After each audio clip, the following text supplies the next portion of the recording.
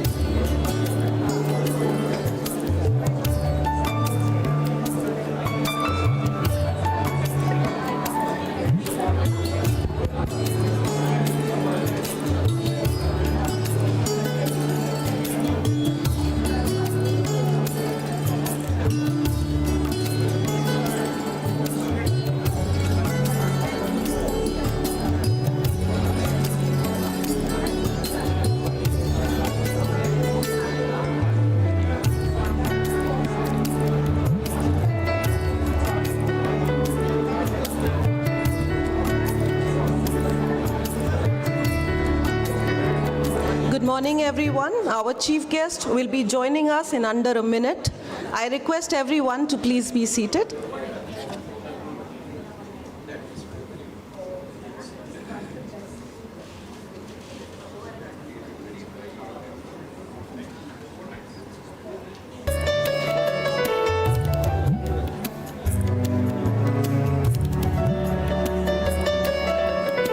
I request everyone to rise, please.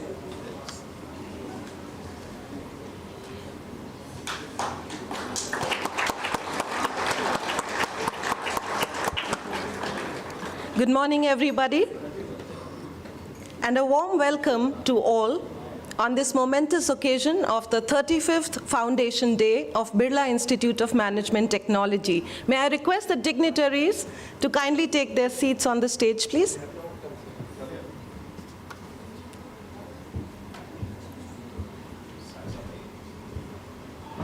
I request all to please be seated.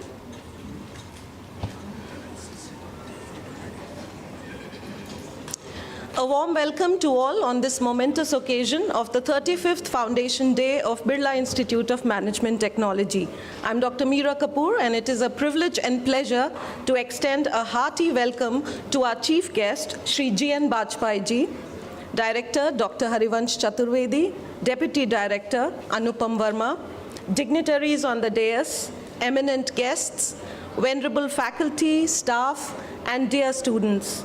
As BIMTech completes another successful year of creating phenomenal business professionals, today we celebrate BIMTech's glorious long journey and pay a tribute to our founders. BIMTech was founded by late Basant Kumar Birla ji and late Sarla Birla ji, who, like the rest of the Birla family, were closely associated with Gandhi ji and greatly inspired by his selfless service to the nation. Therefore, they decided to lay the foundation of the institute on this auspicious day of 2nd October. And we are all gathered here today to commemorate that inception and foundation of our institute. BIMTech is privileged to carry out the lofty Birla legacy based on the Gandhian philosophy of excellence with values. And to commence today's program, may I now invite the dignitaries for the ceremonial lamp lighting. Sir, may we request you to please come forward. Ladies and gentlemen, I request all of you to please stand for the invocation to God Almighty.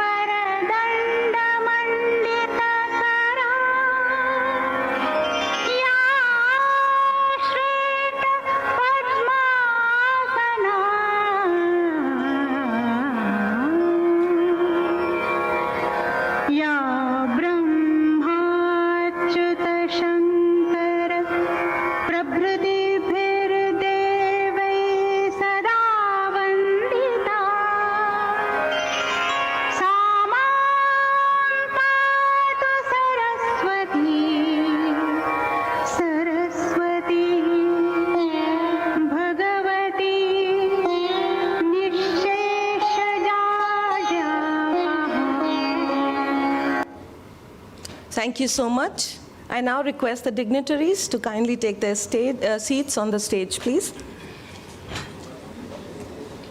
Thank you, everyone. Now, I would like to request Director BIMTech, Dr. Harivansh Chaturvedi, to give a fragrant welcome to our chief guest, Shri G.N. Bajpai ji. फूलों के गुलदस्ते और एक सूत की माला से बिमटेक में आपका स्वागत है sir.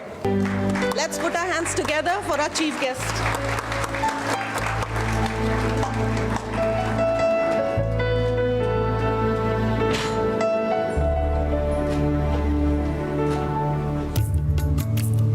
Thank you so much, sir.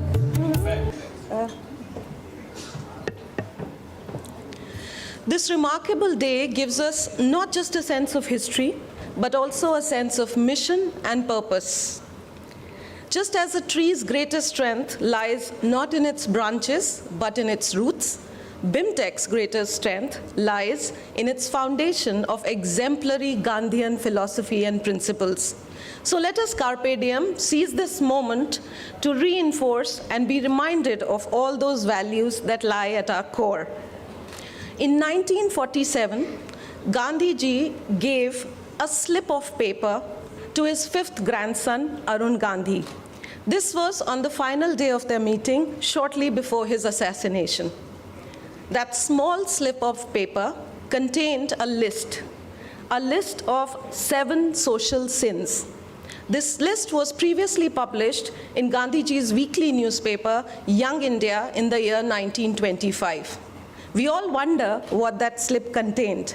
So this contained a list of what Gandhiji called the 7 blunders that human society commits and that are the cause of all the violence in the world. Let me recount this list, which contains 7 principles for you. The first one, politics without principle, wealth without work, pleasure without conscience, science without humanity, knowledge without character, commerce without morality, and worship without sacrifice. These prescriptive principles of Gandhi are timeless, ageless, eternal, and so is Gandhiji. His life and his thoughts are still relevant and show us the right path. It is imperative that we hark back to the ethical and benevolent business values that were laid down by Gandhiji in our career. On that note, we commence the Foundation Day ceremony with one of Gandhiji's favorite bhajans. This bhajan was written in the 15th century by the poet Narsinha Sinha in the Gujarati language, and it was a part of Gandhiji's everyday prayer. Do the students know which bhajan I'm talking about? As always, the faculty is showing you the way. Yes, it is Vaishnav Janto Tene Kahiye Ji. May we please have that video? Let us enjoy the bhajan. It is Vishnu, which bhajan I'm talking about, is showing you the way. May we please have that Vishnu, which bhajan I'm talking about, is showing you the way. May we please have that Vishnu, which bhajan I'm talking about, is showing you the way. May we please have that Vishnu, which bhajan I'm talking about, is showing you the way. May we please have that Vishnu, which bhajan I'm talking about, is showing you the way. May we please have that Vishnu, which bhajan I'm talking about, is showing you the way. This bhajan was performed by leading classical vocalists from Singapore during the visit of our Honorable Prime Minister Shri Narendra Modi ji, who unveiled a plaque in memory of Mahatma Gandhi at Clifford Pier, where a portion of his ashes were immersed on 23rd March 1948 after his passing. Could we have the bhajan, please? Could we have the bhajan, please? Could we have the bhajan, please? Could we have the bhajan, please?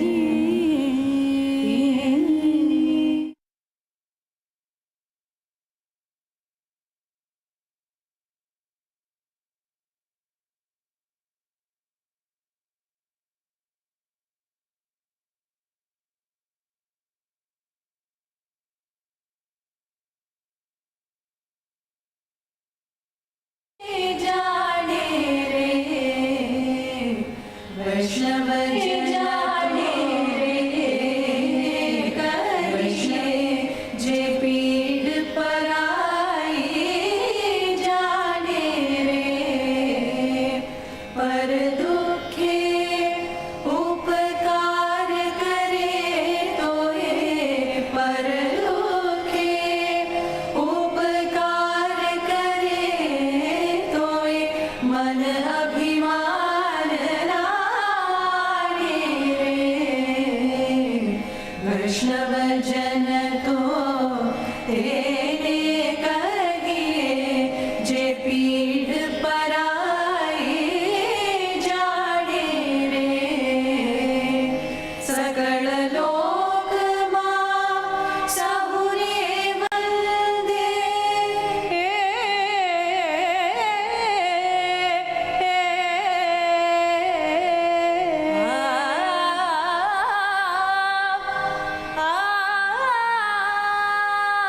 सकल लोकमा सबुने वंदे निंदा न करे केही रे watch काच मन निश्चल राखे धन धन जननी तेनी रे वैष्णव जन तो तेने कहिए जे पीढ़ पराए जाने रे मोह माया व्यापे नहीं जेने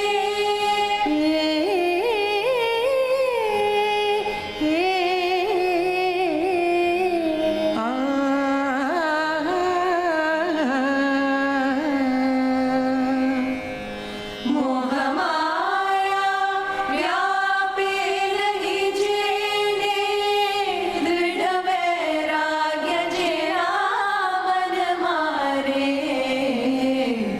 राम नाम शु ताड़ी रे लागी सकल तीरथ तेरा तन मारे वैष्णव जन तो तेने कहिए जे पीढ़ पराए जाने रे पर दुखे उपकार करे तो ये पर दुखे उपकार करे तो ये मन अभिमान राणे रे वैष्णव जन तो तेने कहिए जे पीढ़ पराए जाने रे वैष्णव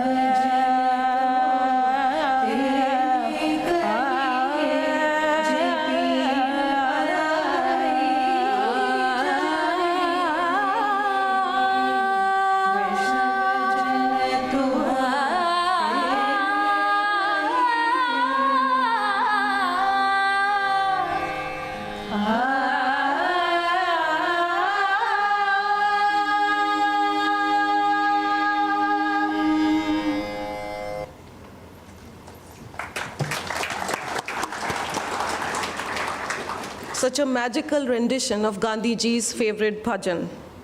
I would now like to request Director BIMTech, Dr. Harivansh Chaturvedi, who has been successfully spearheading the institute on the righteous path to success, to please come and deliver the welcome address. Sir, may we please have you?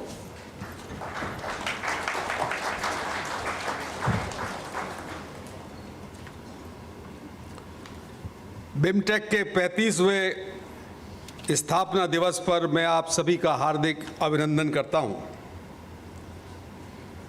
मैं अपने स्वागत भाषण को हिंदी में प्रारंभ कर रहा हूं, जो कि हमारी मातृभाषा है और गांधी जी का आग्रह था कि हमको मातृभाषा में ज़्यादा से ज़्यादा काम करना चाहिए।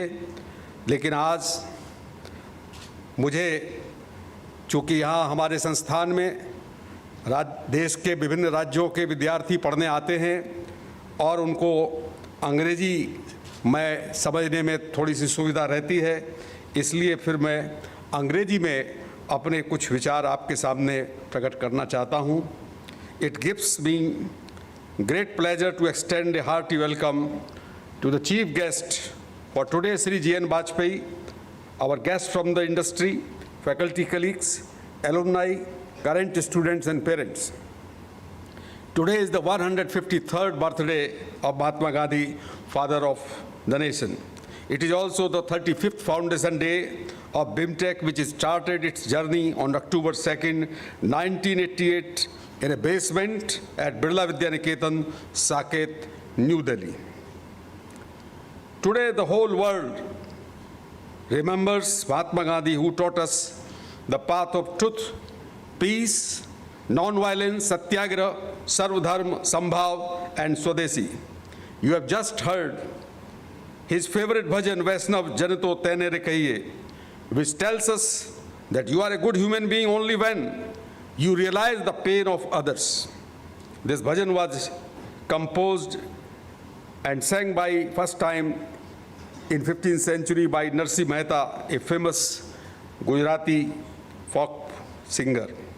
During the last 2 years of COVID, we have witnessed many pains, death, suffering, stress, fear, hunger, and deprivation.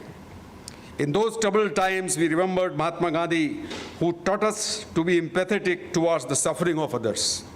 Our respectful homage to Bapu, who is a beacon of hope for today and forever.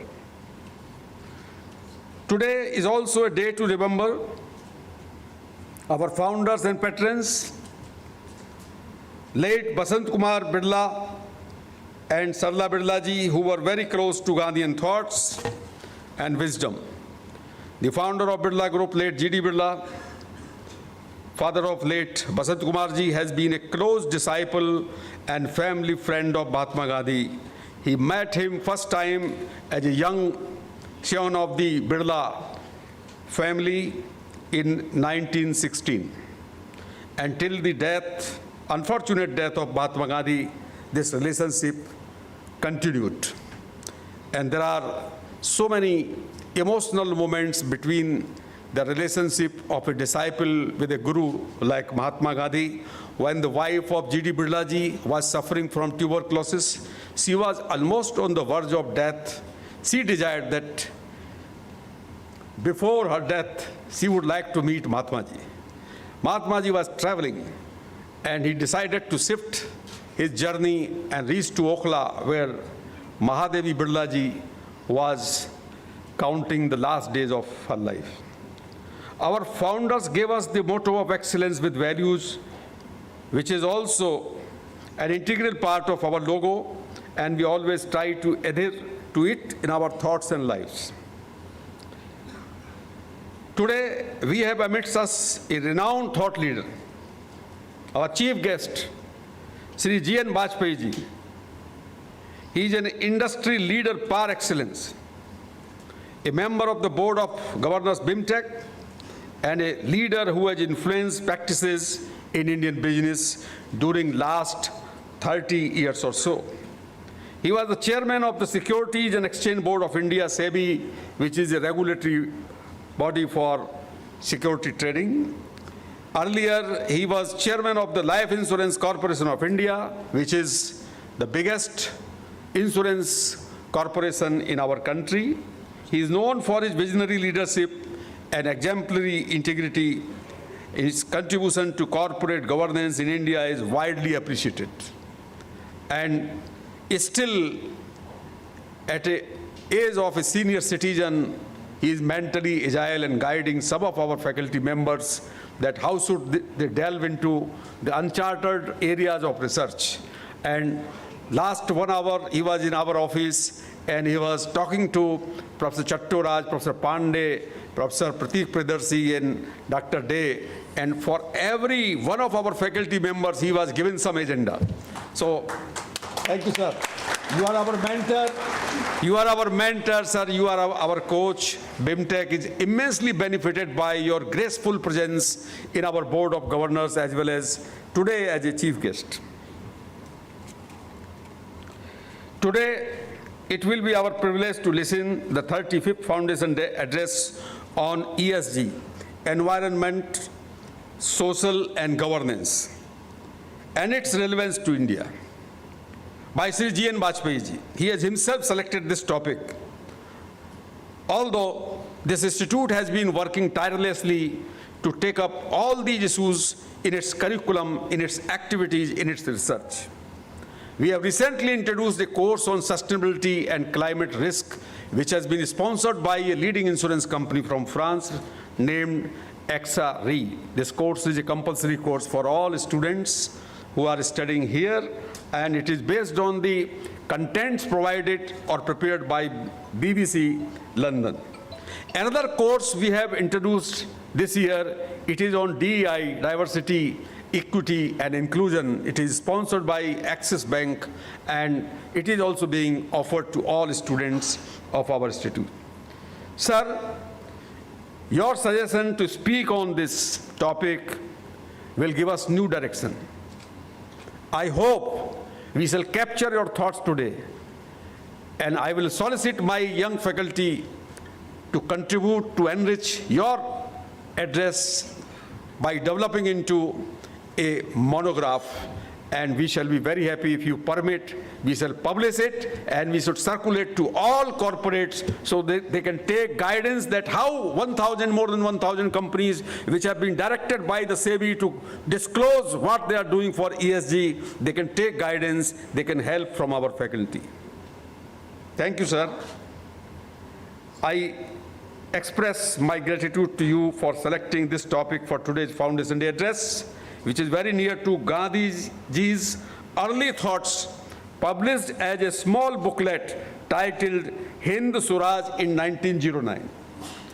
Some of the thoughts of this booklet may have become obsolete, but still the whole world, whenever research is being made on Gandhiji, the starting thoughts of Gandhiji are studied in a booklet, not in his biography, not in his voluminous, I think in 100 volumes, his correspondence and his lectures have been published by the government of India.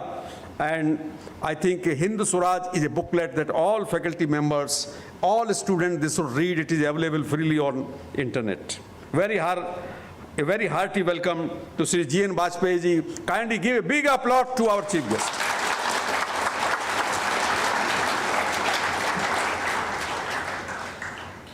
Our founder, Sri Basant Kumar Birla ji, expired 3 years back on July 3rd, 2019. In his memory, we have started Basant Kumar Birla Distinguished Scholar Award last year, 2 years back. Today, the 3 eminent scholars are being conferred 3 awards amounting to rupees 6 lakhs. They are from SP Jain Institute, Mumbai, and MDI Gurgaon, and OP Jindal Global University. So these are the 3 recipients. Dr. Day, am I right? Yes, sir. Okay, thank you. The annual Best Teacher and Best Research Scholar Awards for our institutes, faculty and research scholars are also being conferred today. We are also felicitating our faculty colleagues, Professor Manoj Kumar Pandey, Professor Sunil Sangra, Professor Krishna Akalkam, Professor Manoj Pant, and 20 staff members who have completed 10 years of their services in this institute. To conclude, I would like to once again tell you the famous quote of Mahatma Gandhi, which has already been shared by anchor Professor Meera Kapoor, because this is the gist of Gandhiji's thought, which has been used even by Stephen Covey in his famous book on how to live life with values. And this quote is wealth. There are 7 sins, he said, will destroy us.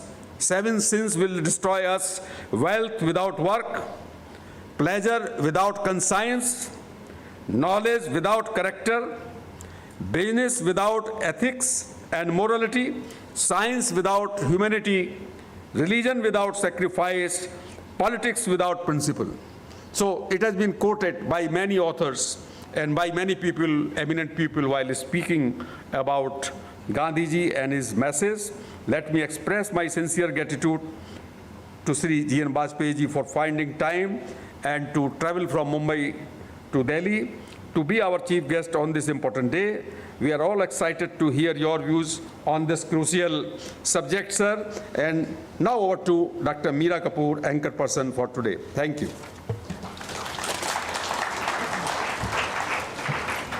Thank you so much, sir. And now, ladies and gentlemen, it is a profound privilege to introduce the chief guest for the day.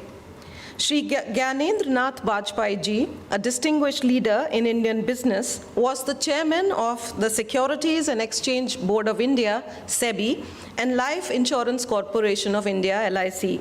As chairman of SEBI, Mr. Bajpayee oversaw the orderly functioning of India's securities markets and initiated numerous reforms and innovations in India's securities market. As a result, it is one of the most advanced in emerging markets and will well surpass developed markets in certain respects. Mr. Bajpai transformed LIC to meet the challenges of deregulation and competition from global insurance companies. Under his leadership, LIC became a financial powerhouse with the largest asset base in the Indian subcontinent. Mr. Bajpai has been chairman of the Corporate Governance Task Force of International Organization of Securities Commission, the chairperson of the National India Pension Trust Board and National Stock Exchange of India, India's National Pension Trust Board, and the list goes on and on and on. Earlier, he has served on the governing board of Indian Institute of Management, Lucknow, and was the visiting professor of Middlesex University, London. He has written 4 popular books: The Securities Market, Marketing of Insurances, How to Become a Super Successful Salesman, The Essential Book of Corporate Governance, and his 5th book on securities market, A Game Changer's Memoir, published by Penguin, and it has been very well received. Without further ado, I would now like to invite you, sir, to deliver the 35th Foundation Day lecture. Let's put our hands together for our chief guest.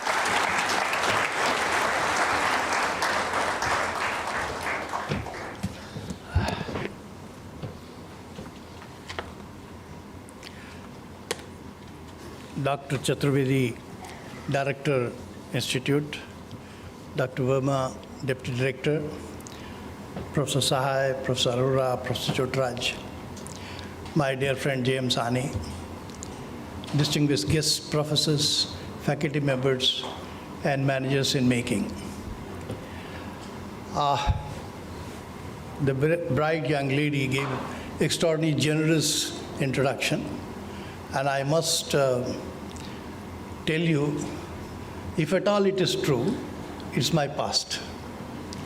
Today, I am also a student like any one of you.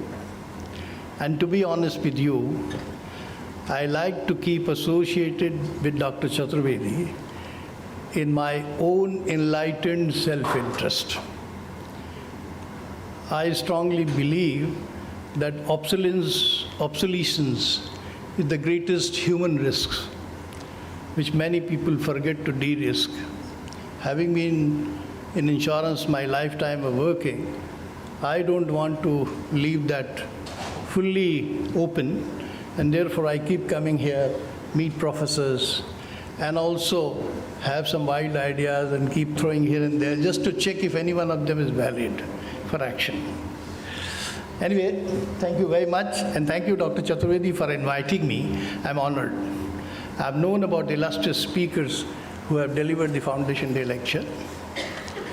Let me also begin with paying my homage to great son of India, Mahatma Gandhi.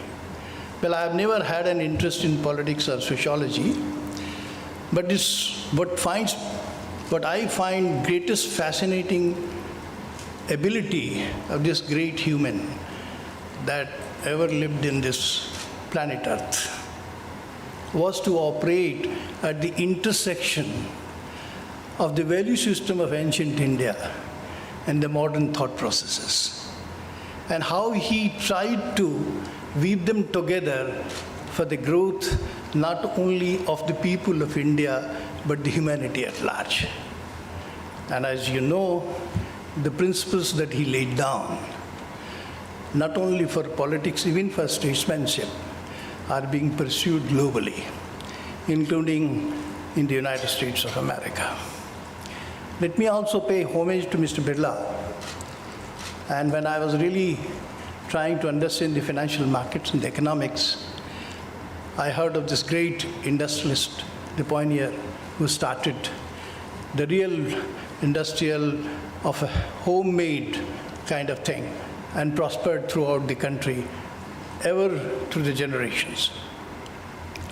Well, friends, to tell you honestly, Dr. Chaturvedi is a very nice person, and he likes to pass on his own credit. This is an inspired topic. In fact, I am rather very hesitant in delivering formal addresses. The reason being, for me to read a speech is one of the anathemas that I am hardly able to get over. Nonetheless, this is very topical.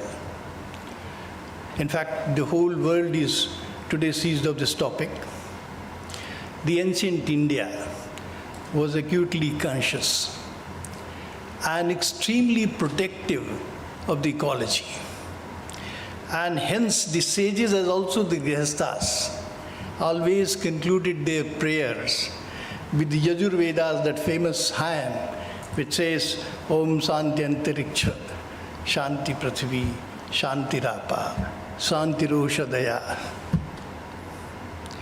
The whole received knowledge of ancient India was handed down in the absence of written text through the oral word.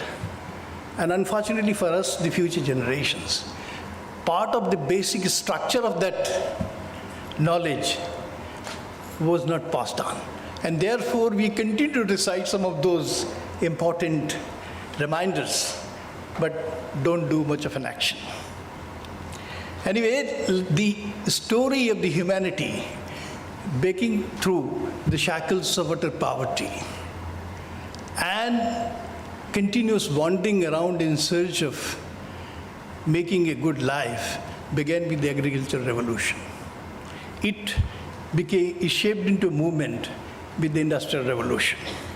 The early inventions like steam engine, telegraph, assembly line, internal combustion, etc., improved the mobility, quality of goods, efficiencies, and output.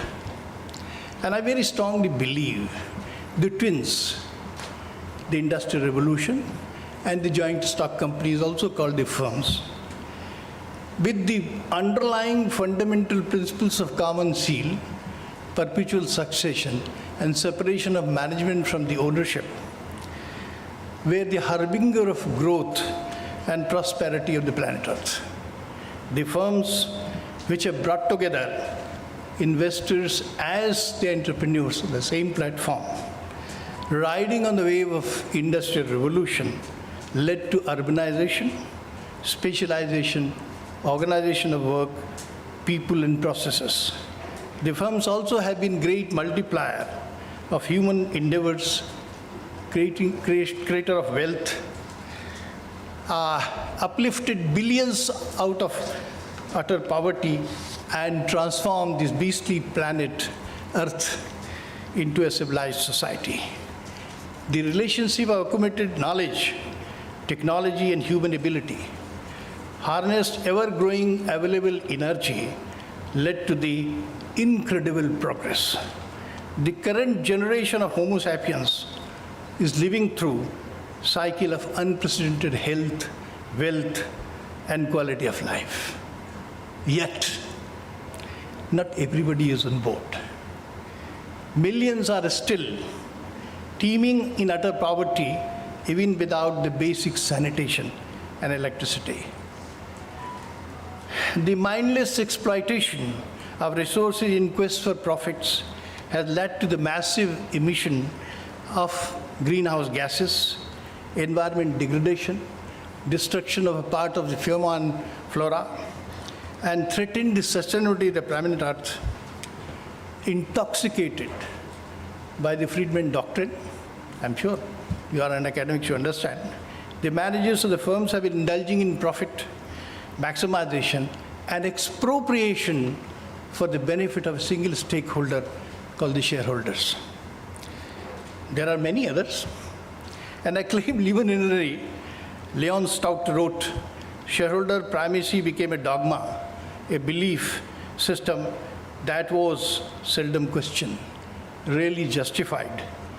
Even so commonplace that those who were practicing even forgot where they learnt it for the first from. It led to the concentration of wealth in a few hands. The net result of both industrial revolution and the underlying principles of separation of management from the ownership is the inequality, threatened habitability, a question mark on the capitalism itself, and there is an uproar. ESG, E for environment, S for social, and G for governance. The political theory of the firm is being validated in academics, both on empirical and normative hypothesis.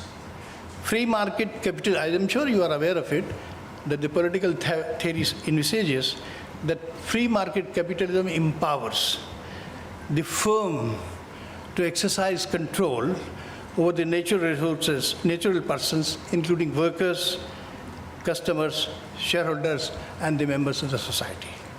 The exploitation, inequality, and destruction empower the natural persons to exercise counterweight and invoke the powers of the state to restore the egalitarianism or the balance in the management of the affairs of the firm under the fundamental principles of efficacious governance. The sustainability of goals of United Nations, objectives of COP26, the pledge of CEO's 2019 Roundtable, US Business Council, the multi-stakeholder initiative of the 2020 World Economic Forum, the obligatory disclosures drawn by the regulatory bodies and the standard-setting boards like Value Reporting Foundation, the Global Reporting Initiative, the Task Force on Climate-Related Financial Disclosures, and Sustainability and Accounting Standards Boards are indicative of the invocations of the power of the state. Let me deal with ESG in some minor detail only. Where we are today, the environment, the pioneering insight of the US scientist Eunice Newton-Forte on the impact of greenhouse gases remained unrecognized for 150 years until in 2010, a retired geologist, Ray Sampson, while researching in the discovery of the annual scientific discovery of 1857, noticed it. It may be appreciated to the conscience where we are today. The global temperature is already 1 centigrade higher than the pre-industrial times. No change in the current ethos will warm up the planet by 3.3% centigrade more, and by the end of century by 4.5% centigrade in the middle of the next. Sea levels will rise, oceans will become more toxic. The world is already experiencing 3 times the climatic catastrophe compared to 40 years ago. The last 2 decades has been visited by 19 of the hottest days. That means every year we have been had the hotter than hottest days and have the strongest hurricanes since the last 2 millenniums. The estimates are that in the next 80 years, 500 million people will be forced to migrate, 40 millions will die, and the impact of heat and the rising sea level annually will cost the world at least 5 trillion per year. To the global economy, in case something substantial is not done in the remaining decades of the 21st century.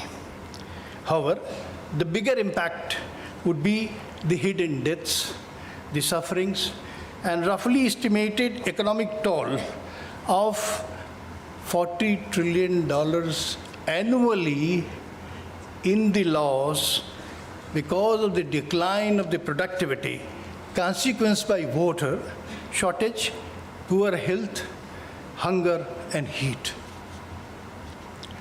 Let me not bore you with more data and information on ecology alone. Let me come back to social. Thomas Piketty, I'm sure most of you have read, a renowned French economist, in his seminal work, Capital, evidencing rising returns on capital and declining returns on labor, brought to the focus on equality. Even though, thank you, global inequality has been falling, albeit marginally. The Gini coefficient, which is the measurement of inequality, is still 64.9. And I like to quote what a statement of United Nations says. Today, wherever people live, they don't have to look far to confront inequality. Equality in various forms is an issue that will define our time.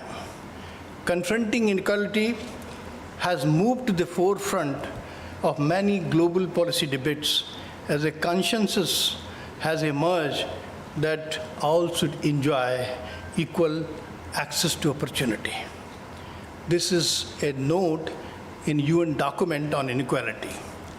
And eventually, leave no one behind serves as the rallying cry for 2030 Agenda for Sustainable Development.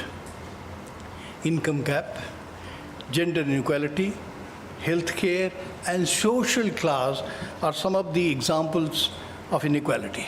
The inequality has given rise to the rightist governments, economic nationalism, and social disquiet.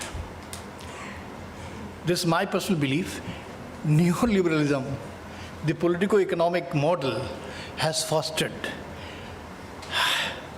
architecture of inequality itself. I'm sure you would have read yesterday's Economist when Republicans are trying to push BlackRock, why not investing on the fossil fuel companies, exacerbated racial disparities and hamstrung the ability to deal with the climate change. Let's come to the governance. Separation of management with the ownership gave birth to what we call agency problem, first identified by the father of economics, Adam Smith. Later, Jensen and Macklin, another great team of economists, stated that the principal-agent relationship was the core problem in the governance, and fiduciary absolutism came to dominate our corporations. And fiduciary absolutism is not only profit maximization, but maximization of profit motive itself. Periodically, stories of large-scale misdemeanor of governance surface, and the market is burdened with larger number of do's and don'ts. According to me, and I think, where is the professor? Oh, anyway, he must be sitting here. Professor, in the government, he's here, Professor Chotiraj. When we're discussing, according to me, what are the governance issues?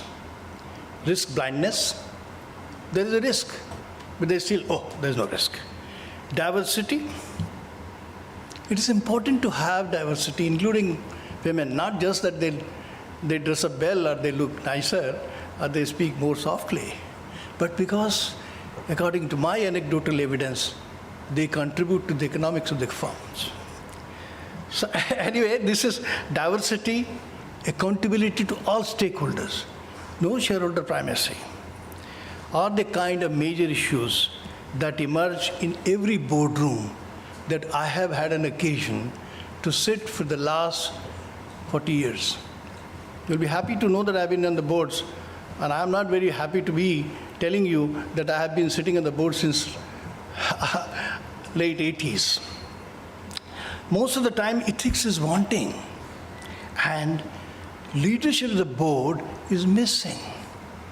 The CEO abrogates himself the leadership of the board, and the efficient Markey hypothesis, which suggests that allocation of resources should be to one who can create an optimal value, is not happening. Governance inadequacies and misdemeanors fail the socio-expected purpose of optimal value creation by the efficient market. And therefore, to my mind, it is important that the corporates, the firms, which have been the harbinger of the prosperity on this planet Earth, should now take the leadership. And why, I'll tell you. Various agencies are at work. United Nations 17 Sustainable Goals range from no poverty gender equality to climate action, and partnership to achieve the 16 goals. In fact, there are 16 goals, 17th is the cooperation. The COP26 fundamentally envisages securing global net zero by mid-century and keeping the temperature at the best at 1.5 centigrade above the pre-industrial times while protecting the communities and the natural habitats.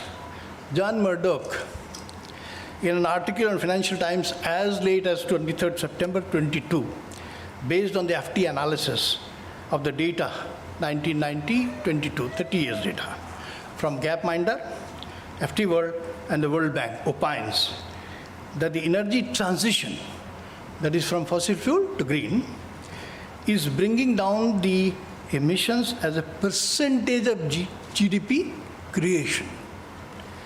For example, for creation of $1 GDP, if the emission was 2, now today it is 1.8 or 1.9. And this is happening in a dozen of countries like Switzerland, Australia, Germany, US, and UK. The article indicating that the economic sense itself will preempt control of greenhouse gases. But this optimism is not shared universally, and I also don't share that optimism. The firms have not only, therefore, to comply with all that has been mandated in letter and spirit by the regulatory bodies or by the state agencies, but demonstrate significant impact on each of these three areas, that is ESG. It may appear immodest to tell you here, dear friends, that 30 years ago, I wrote an article, then one of the leading newspapers, actually it was in September 1992, when I was heading the communication of LIC, I started writing for newspapers. And I had then written a letter, it was a very half-page, very prominent leading article, which was corporate citizen needed for a greener earth. And mind it, the byline out of that article, which the editor had said, was, and I quote, "The high levels of pollution and the lack of concern over environment degradation is doomed for future generations." And ladies and gentlemen, here we are. The young generation, our young brigade led by Greta Thunberg, shouted at the United Nations Assembly, "Who are you?" And these are her words, "to destroy our future." Thank you. In a free market capitalism, in particular, where firms have unbridled access to resources of society for optimal wealth creation and sagacious sharing, the responsibility of ESG, our environment and social, cannot be delegated only to the government.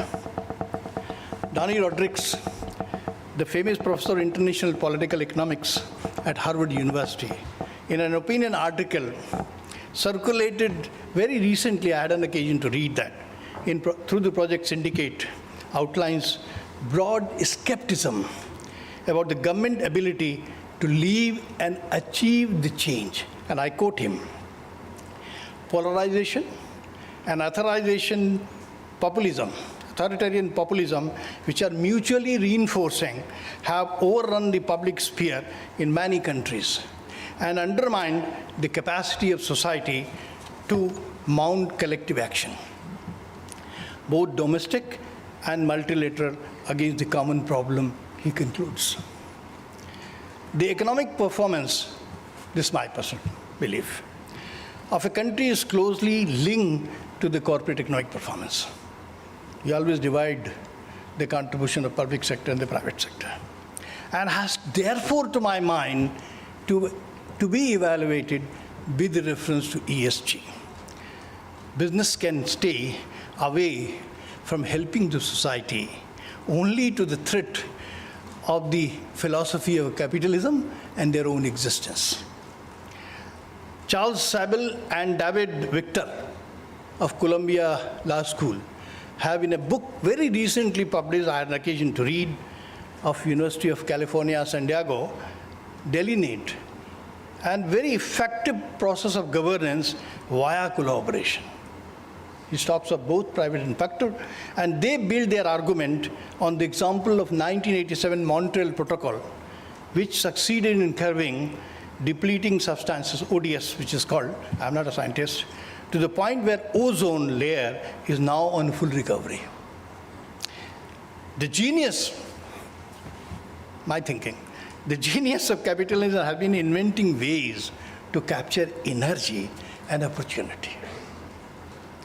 And firms have therefore to collaborate with the state to address both environment and social stability under the banner of efficacious governance. Professor Chotras. Because without governance, nothing can be actually implemented. Number of rating agencies. Let me give you some, because I'm in this business of thinking about it, have gone into action.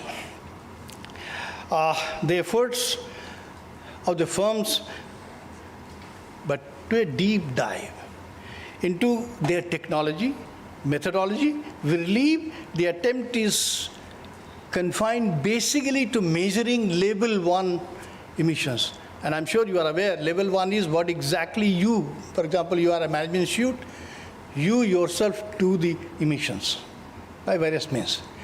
The layer 2 is the supplies that you use, energy, how much pollution they throw. And the level 3 is the customers are this, let's say, for example, for BIMTech, the students, they themselves outside this campus do the emission.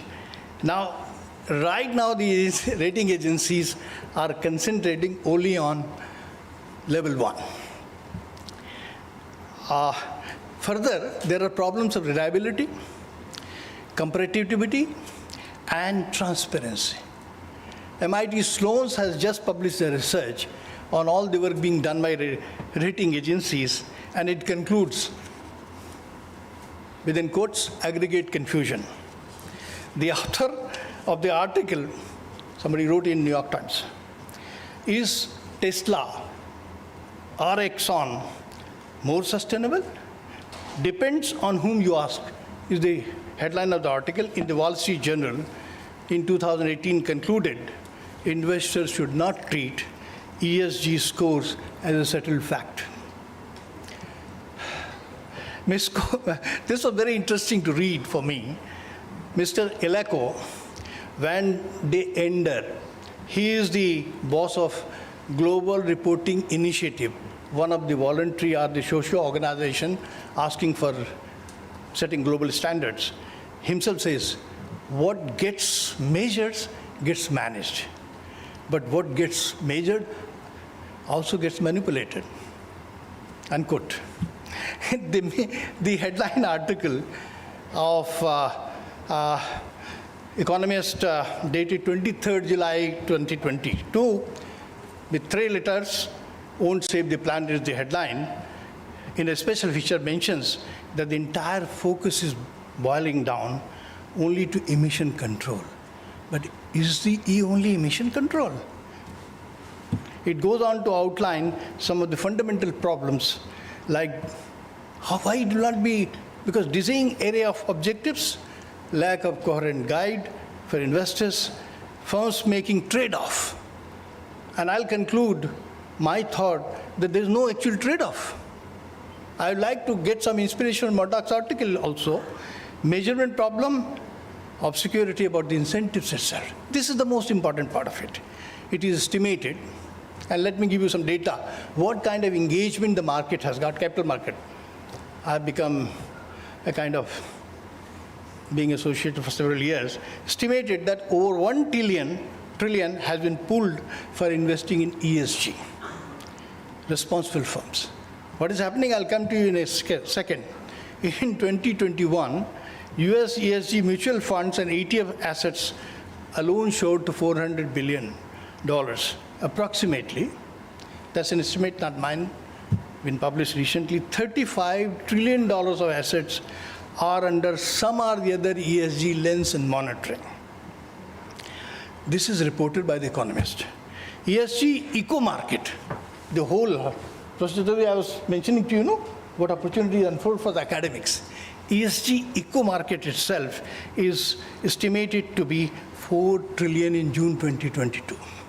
However, the likes of Elon Musk and Peter Thiel is an investor and an intellectual investing, are becoming disenchanted in the absence of apparent positive impact of all these resources that have been pooled through the capital market. And let me give you an example why I say that. A search of DWS, a group managed subsidiary of Deutsche Bank, asset management, German regulators, by German regulators over allegations of false ESG claims is but one testimony that ineffective use of money is being done of the people who are conscious investors. Greenwashing has prompted former US Vice President, very recently I read, Al Gore, a green environmental enthusiast, to withdraw from the Green Club.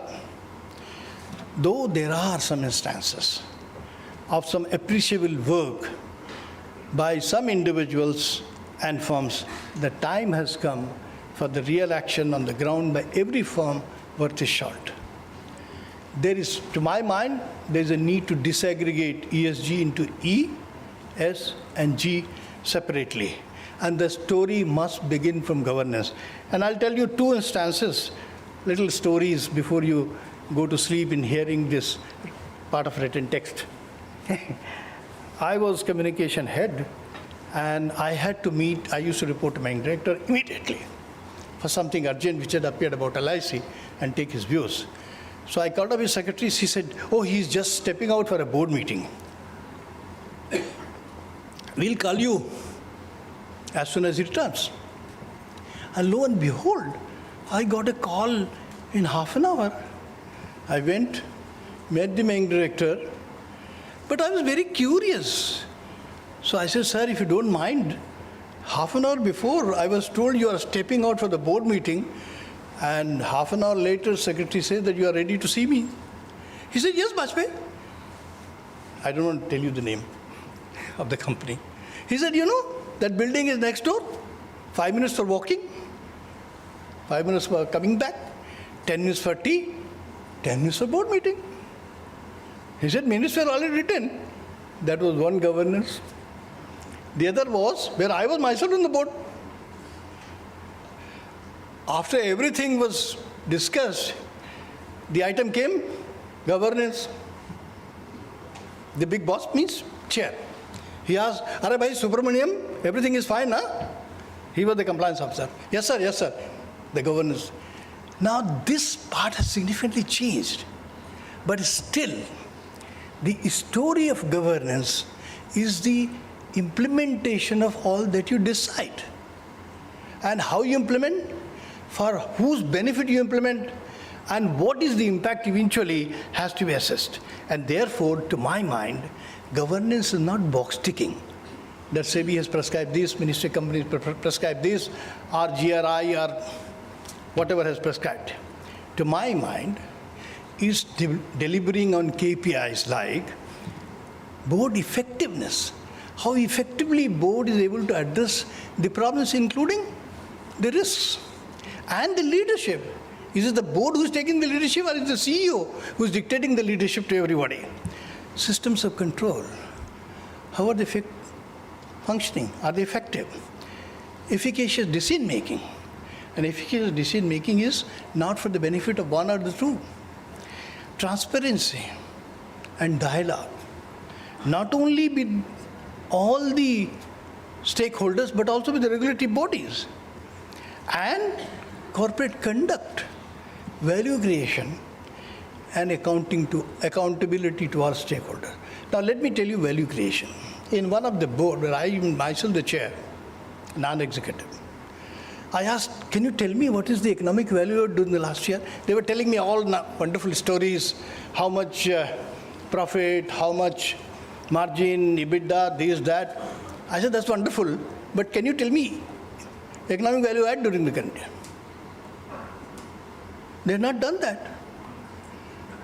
And then it took me 2 board meetings to remind them, and when I got it, it was actually minus.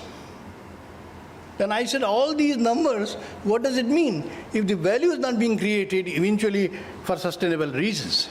And therefore, to my mind, the governance must start the first part of it.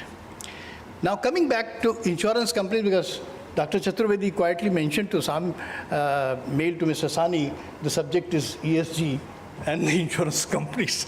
I was actually, to be honest with you, a bit surprised, but nonetheless, let me tell you, insurance companies have a 2 level of challenges in ESG. First level of challenge, of course, is because they are themselves a corporate, so they have also to conduct like a corporate, and they have to start with governance. The second is, this both E and S have altered the frame of the risks that they underwrite. For example, the hurricanes. For example, the weather conditions. They are completely altering. In fact, I was talking to one of the largest reinsurers of the world. They were in fact talking to me. And when we were discussing how the frame of their profitability is going, they said even 150 years of data is not helping us to predict how is the environment going to unfold this year. Then how do you underwrite the risk? And therefore, their involvement has to be in 3 ways. First, they have to understand the complexity of risks that are shaping now. And how not only they help their customers to manage them, or at least mitigate them or minimize them, but also what kind of pricing, what kind of their own frames and system management they have to do. And of course, their own frame. I'll leave that thought for our further discussion some other date. According to me, the KPIs on the environment should be emission assessment, reduction and measurement, systems of compliance, and efficiency management, water, waste, energy. I mean, will you believe that I am non-executive chair of a cement company?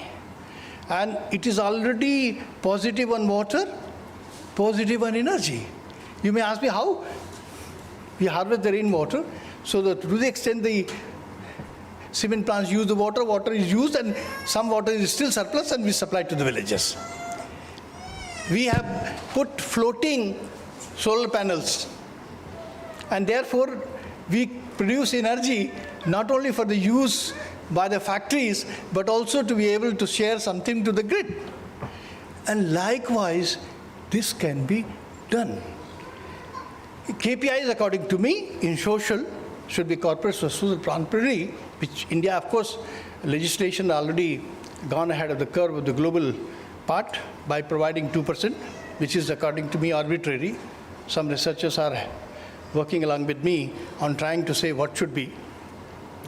Under the 16 UN goals platform.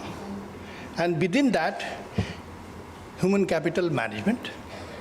You know, we were discussing in your room, Chaudhary Sahab, how in the agenda of the corporates, the priorities have changed from cash, customer, supply chain to human resources, to reverse of it, human resources, supply chain, customers, and the cash.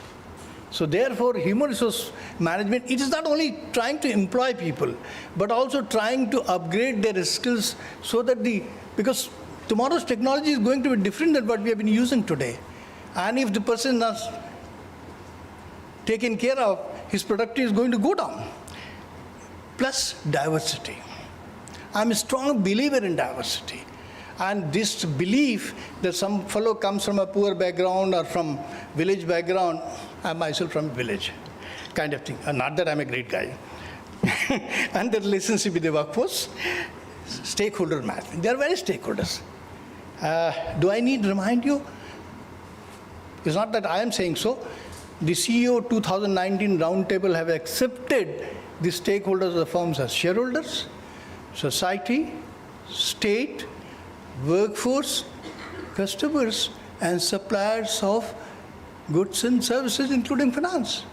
And if they are all the stakeholders, should the residual profit be owned and appropriated only by the shareholder. In fact, I am right now working on a thought which is called who shares the residual profits. I don't know whether I have still time. If I can explain in a minute what residual, but we can do it later on because I'm running out of time. So nonetheless, I'm only saying that this is what has to be done on social. Now KPIs once formulated should be comprehensive and followed by execution strategy, assessment, and execution strategy is not that. What are going to be assessment measurements? Indicators are metrics. And the activities that you will undertake to measure that and also manage them, and periodical assessment, results and reorientation of the strategy frame along with the change in the strategy as may be warranted. This must be pursued with the independent verification. Most organizations are not having. They'll get X, Y, or Z and don't get, no, I'm doing well. Reporting and disclosure.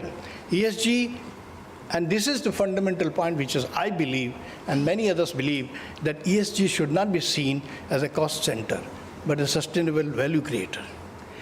Efficacious ESG should be linked with the certain value economic goals.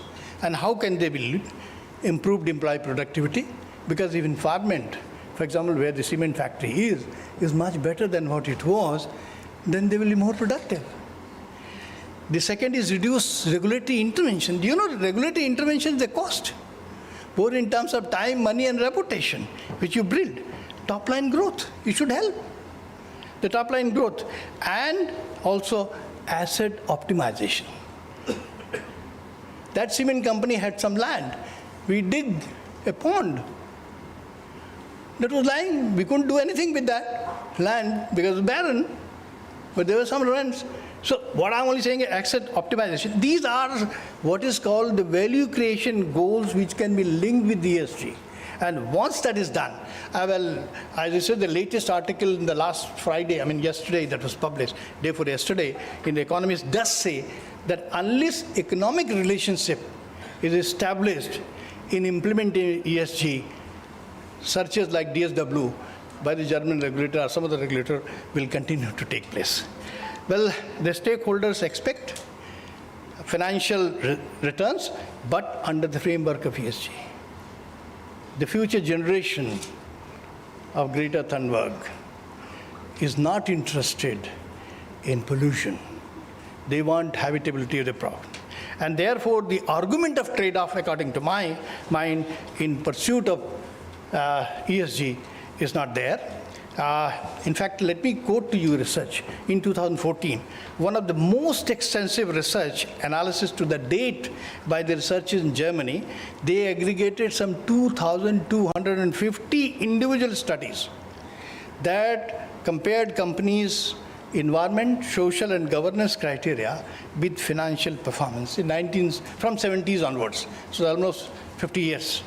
And the research observed that 63% of studies found positive relationship between following ESG.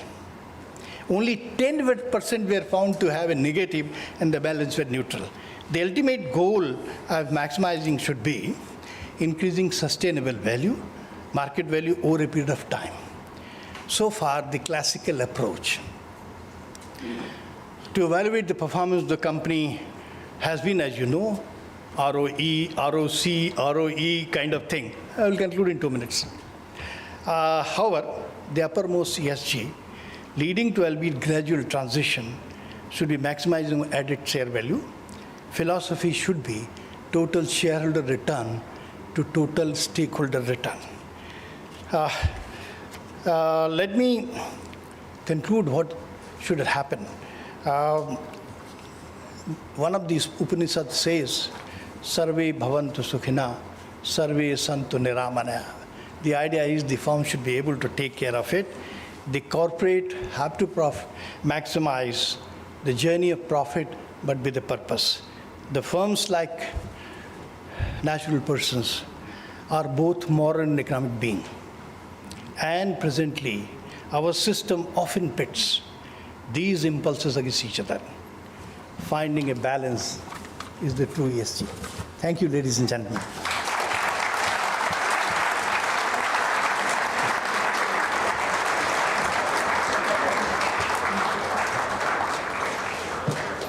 Thank you so much, sir.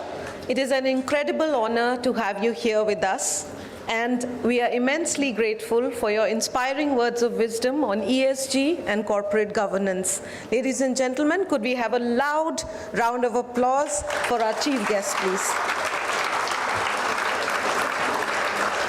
Thank you so much. We would now like to address any questions from members of the audience, and particularly our students. So could the volunteers please take the mics? And we have a question over there. Could we get the mic there, please?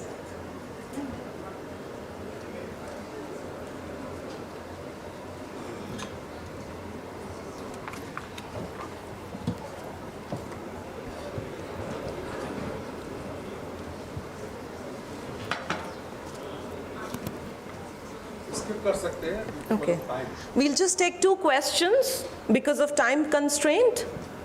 So could we have the first question quickly, please? A very good afternoon, sir. So my name is Sanskriti Khare. So my question to you, sir, is according to you, what lessons from Gandhiji can be imbibed into corporate governance in this day and age?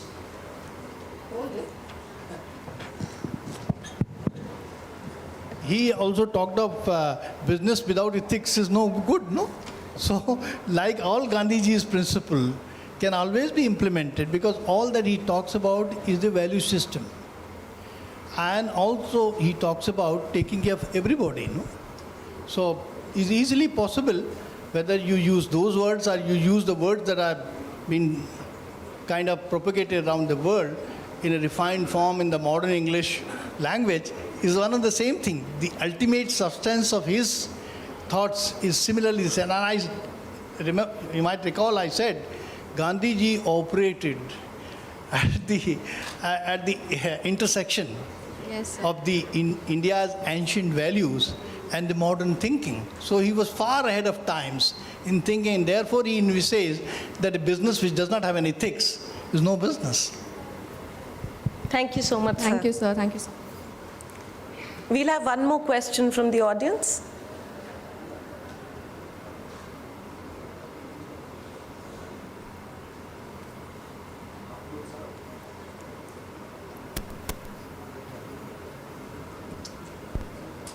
Take another mic, please.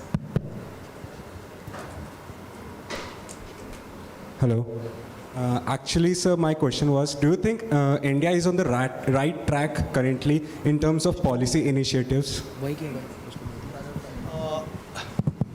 The policy initiatives are taken at 2 levels. One is the what is called a political executive level, as well as the regulatory level. Regulatory level, we are all along with whatever is happening in the best in the market. In fact, SEBI has mandated ahead of US SEC the disclosures about the emission and environment and other factors. So far as the legislative action is concerned, it is under consideration.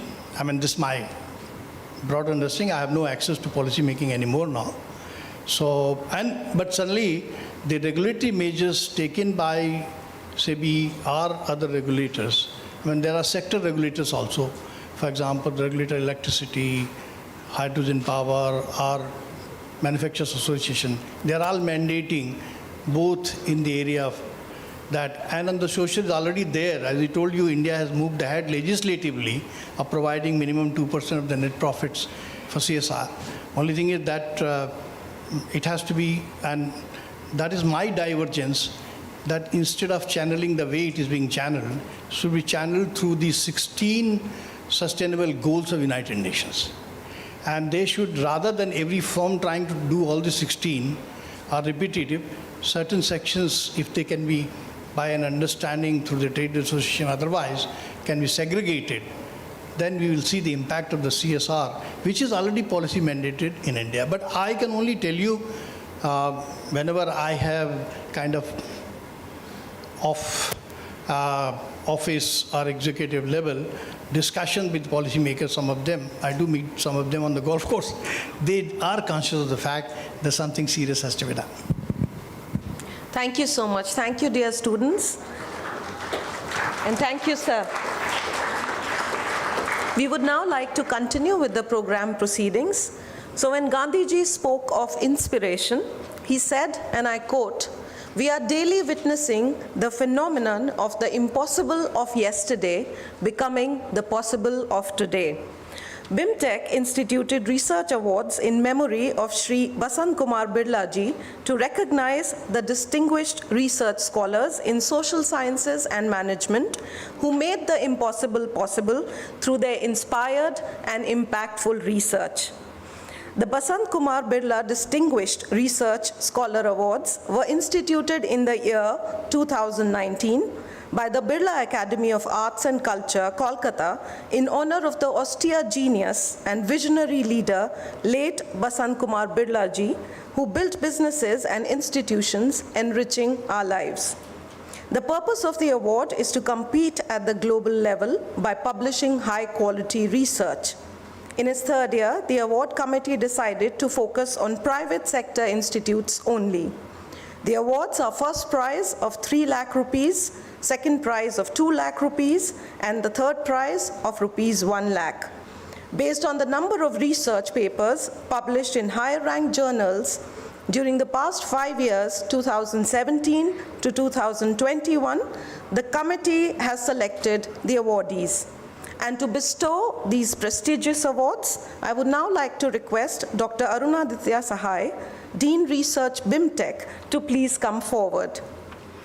The first recipient of the Basant Kumar Birla Distinguished Research Award, Scholar Award, is Dr. Sachin Mangla, Professor and Associate Dean, Jindal Global Business School, OP Jindal Global University, Sonipat, Haryana. Could we please have you on the stage? A PhD from IIT Roorkee, Dr. Sachin Kumar Mangla is working in the field of green and sustainable supply chain and operations. Could we please have Dr. Day on stage?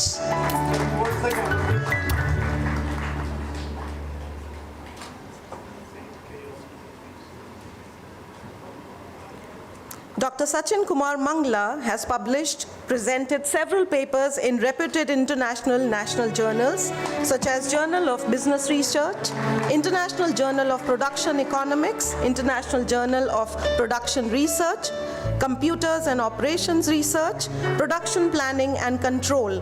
He has an H-index 55, I-10 index 96, Google Scholar citations of more than 8,000. Recently, he has also received a grant as a PI from British Council Newton Fund Research, Environmental Links, Turkey, UK. He's also working in several projects on food waste and circular economy and Industry 4.0 issues. Dr. Sachin Mangla has won the prize money of rupees 3 lakh and a citation. Hearty congratulations to you on your well-deserved success. We now request the recipient, Dr. Sachin Mangla, to share your feelings and experiences about the process that followed and importance of the award in your research journey.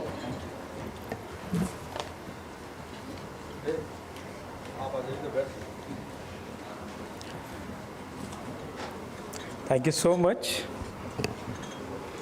And I'm very humbled and honored that to all the BIMTech authorities for their all hospitality and great care that they have provided right from the beginning, that when we have applied for this award, and the news that when I received from Professor Dey, he called me on that day, I think it was around 2 p.m. in the afternoon, that you have won the first prize. So it was a very wonderful feeling, because see, as a researcher, as a scholar, when you work, but sometimes there is no incentive. And as authorities has mentioned, like they have focused on private institutions.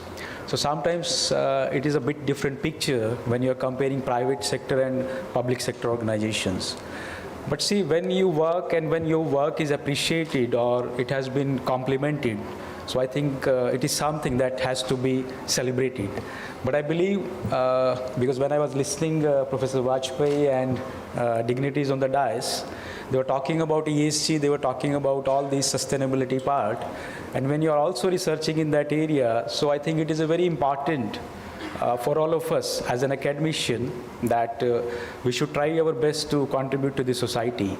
Regarding my experience for this award, so it was wonderful. I have been congratulated by several people across the world that you won a very prestigious award. So it was a wonderful feeling, and I think it is going to build a brand, because it is going to add an advantage, it is going to add a value to probably to your academic career, to your scholarly profile. For the early career researchers probably who are sitting in this room, or maybe some of the experienced scholars, experienced professors and academicians, I think there is no shortcut. Probably we have to work very hard, and I think it's a journey that if we are going to work very hard, so probably we are going to get appreciated most of the time. For me, probably research is something, or I think there is a very famous quote from of the Professor Pele, that this success is probably not easy sometimes, because you can see there are lots of sacrifices, pains, and probably studying, or you could say learning. Because when I was sitting there, still the daughter was not feeling well. So I was also feeling very annoyed sometimes, so sorry for that. But sometimes you have to make so many sacrifices, I don't know. And then I think at the end of the day, if you have to be or if you have been appreciated by the authorities, so it's a wonderful feeling. So I wish you probably all the best from my side, that if you're working very hard, so I think at some day probably everybody should be appreciated. And I would like to congratulate BIMTech on their 35th Foundation Day, because see, when I was reading the Foundation Day on BIMTech website, so they have started I think in 1988. So I was also born in 1988. So it was a very, it was a very coincidence that today it's a Foundation Day, it's 35th Foundation Day, and I was also born at that same time. So thank you very much for all the hospitality, and it really means a lot to me. Thank you very much, please.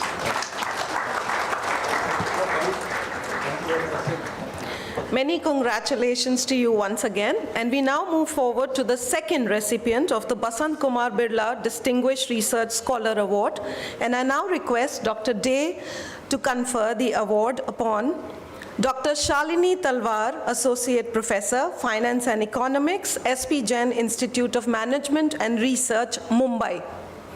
Do we have her here with us? Yes, please. Many congratulations. Dr. Shalini Talwar has a PhD in Management Studies and MBA in Finance and Marketing. She has a cumulative work experience of 26 years in industry and academia. She has been collaborating with different research groups worldwide, and her work has appeared in high-impact journals listed in the internationally recognized ABDC and ABS journal lists. A researcher committed to cross-functional and multidisciplinary studies, her ongoing work focuses on contemporary areas, but not limited to sustainability, innovation, pro-environmental behavior, investor behavior. Dr. Shalini Talwar has won the prize money of rupees 2 lakhs and a citation. Warmest congratulations on your achievement, Dr. Shalini Talwar. May we now request you to say a few words, please.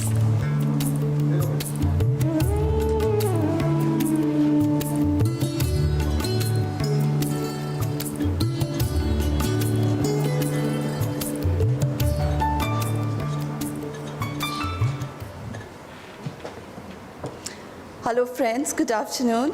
And I would like to begin by congratulating BIMTech for their foundation year. May there be many more, and there may be younger researchers standing here getting the award in the 50th year and the 100th year is my positive wish for the institution, which has done a lot to promote education. And sir, when I heard you say that there's a course on TCFD being sponsored by somebody in France and Axis Bank is doing something, I think that is a very, very advanced model of learning. So congratulations.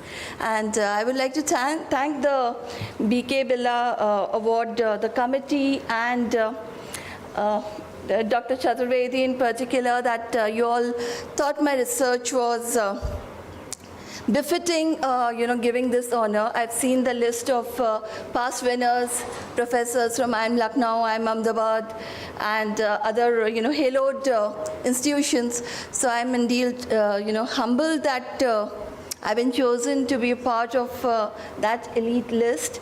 So thank you very much. And it has been made all this more special by being able to listen to Bajpai sir. And, we keep grappling for words when we are writing the introduction of a research paper, establishing the argument. And word after word, sir, I will be borrowing your words when I write my next paper. Words so impactful. Where does that vocabulary exist? I don't think that exists in Oxford Dictionary. You gave them a special meaning. So it was a great, privilege listening to you, sir. And Sachin, I think, summed it up beautifully, the journey of research, the sacrifices, etc. It's all there, but I have to tell one thing. It is an addiction, and it is nobody, can say that I've worked hard, I've toiled. For me, from the way I see it, it is a hobby, it is an addiction. I cannot stay away from writing even a single day. So I think that is the kind of younger researchers, early career researchers, that is the kind of passion that we are not working hard. We are doing something, an outlet. We are telling a story, something which will make a mark, and that is how we approach it. And it is a sheer pleasure to write and then see your paper getting published. Having said all this, I have to thank a couple of people who have helped me along in this journey, or rather started this journey for me. To begin with, my family. They've always had my back. My boys have always said that Mama's busy, let her be busy. She is enjoying this. And my parents, my father-in-law, mother-in-law is no longer there, alive. They've always been very supportive, and I'm grateful for that. And there is one person, I think all of us know about him here, all the researchers, the research community. Professor Amandeep Dheer he has been, my friend, philosopher, and guide for the past 5 years, albeit more than a decade younger than me, if you would believe it. And it's a profound thanks to him that, I'm standing here and I'm able to, among such an elite gathering, I'm able to talk, and I've been able to publish my research. So thank you, Aman. And there's a promise that whatever I got, I'll endeavor to, give back, help young researchers. So all of you sitting here, Sheetal has been with me since morning. All of you are welcome to contact me anytime you need guidance, a sounding board, or an inspiration, and I'll be there for you. That's a promise. Thank you so much. All the best. Thank you, and many congratulations once again.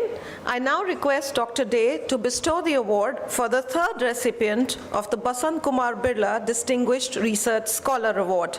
And the award goes to Dr. Rajesh Kumar Singh, Professor and Faculty in Charge, PGDM, Management Development Institute, Gurgaon. Could we please put our hands together for Dr. Rajesh Kumar Singh?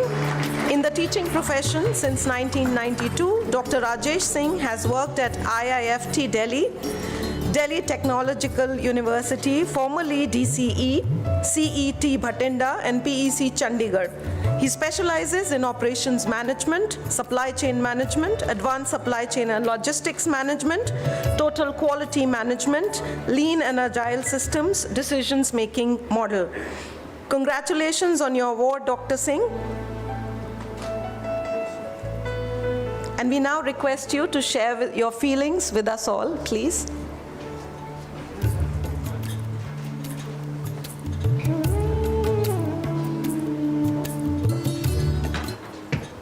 Good afternoon, everyone.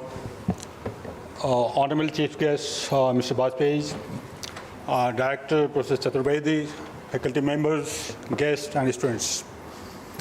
At the outset, I'll congratulate to BIMTech on 35th Foundation Day. There are very few institutions which are so old.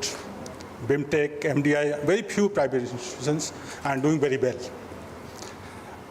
In fact, for past 3-4 years, all of us have realized that all the institutions are doing everything to promote the research, culture, research output of the faculty members. And you might have realized that most of the institutions are taking a lot of initiatives at their own level to promote the culture. Why they are promoting research culture? To get the better rank in NIRF, QS ranking, TIPES ranking. But I think BIMTech is the only institute, private institute, who have taken this great initiative to promote the research culture across all B schools in India. Because that is the way that you can promote the research culture in India, and we can get a better ranking across different performance framework. So thank you, sir, for taking this initiative. This is really big thing for an institute like BIMTech, because all of us, as Bajpayee sir was telling, that economic value is very important, but spending money for others and promoting some culture for benefit of everyone is a big thing. And I was just thinking that a few years back when this particular award was launched, I applied first time, but when this award was announced, you won't believe that I got so many messages from my friends, researchers, and other collaborators of our congregations, not only from India, but from abroad also. So this award has really got so popular within 2-3 years that I was just thinking like that, like for NIRF, we wait that when this ranking is going to announce, who is getting what rank. So I'm sure that after a few years, you'll see that this particular award is going to be very popular. And this is a big initiative taken by BIMTech and Professor Chaturvedi and Professor Day. Professor Day is really doing a great job, and his role is commendable, sir. Because you won't believe that how many messages I got, not only from Indians, but from abroad also. And Professor Day really have done a great job for that. And I really feel very honored, delighted, because getting this award, when you see the list of the other awardees in the past, they are very big name, well-known researchers in India. If you take any awardee of the last year, everyone in the academic field knows that, yeah, these are the well-known researchers. And this year also, if you see Dr. Sachin or Dr. Salini, they are well-known researchers in their own field. Dr. Sachin is the co-author with me for many of the papers, because we are all from the same areas. And getting this award is a great delight, proud for me. I'm very thankful to BIMTech for, at least for my consideration. I'm thankful to my co-authors, collaborators, and all family members, and all supporters. Thank you very much. Thank you. Thank you. Thank you so much, and many, many congratulations once again to the awardees for their outstanding and sustained contribution to R&D in the field of management. BIMTech wishes you all the best for the future. The Mahatma said, "In a gentle way, you can shake the world." BIMTech recognizes the best researcher among the faculty and honors those who shook the world gently with their research work. The institute confers 2 awards, which consist of a cash prize of rupees 2 lakhs, and each with a plaque for excellence in research and/or creating scholarly activities at the institute. This award is given on the basis of research papers published. In terms of publication, in the year 2021, the Best Researcher Award of a cash prize of rupees 2 lakhs and a plaque is awarded to Dr. Archana Srivastav, Associate Professor and Area Head Business Communication. Dr. Srivastav's research focuses on human communication, virtual collaborations, and cultures. During her association with BIMTech, she has authored numerous research papers and case studies which got published in the journals of Taylor and Francis Group, Emerald, Ivy, and Case Center. Dr. Srivastav earned her PhD in English literature and is a Thomas certified professional. She can perform personal profile analysis and is a recipient of a travel grant awarded by AICTE in 2015. BIMTech congratulates you, Dr. Srivastav, and wishes you all the best in the future research endeavors. Thank you so much. The next Best Researcher Award, the cash prize and a plaque goes to Dr. S.M. Fatehouddin. Dr. Fatehouddin is working as an assistant professor of marketing, UGC NET qualified. He holds an MBA and PhD in marketing from Aligarh Muslim University, India. Dr. Fateh published several research papers in ABDC, SSCI, and Scopus Index journals of reputed publishers like Emerald, Taylor and Francis, Sage, IndoScience, etc. His research interest includes consumer psychology, green marketing, and internet marketing. Dr. Fateh is also a reviewer to various journals, including American Marketing Association. BIMTech congratulates you, Dr. Fatehouddin, and wishes you all the best for future. Without teachers, life would have no class. Better than 1,000 days of diligent study is a day with a great teacher.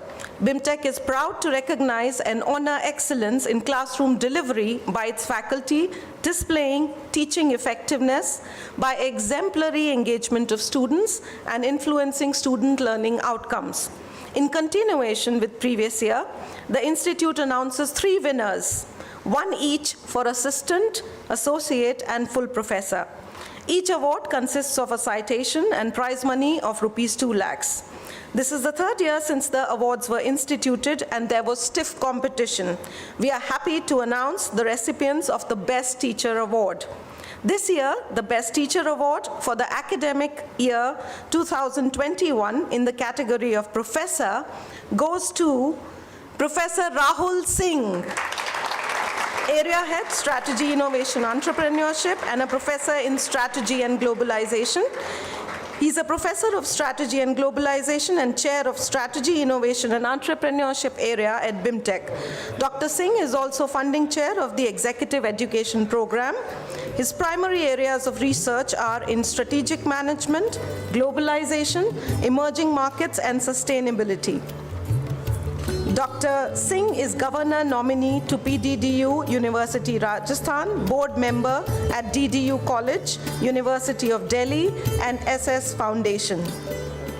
Dr. Singh received the first ever Best Research Professor Award of Birla Institute and several Best Research Paper Awards for his research papers.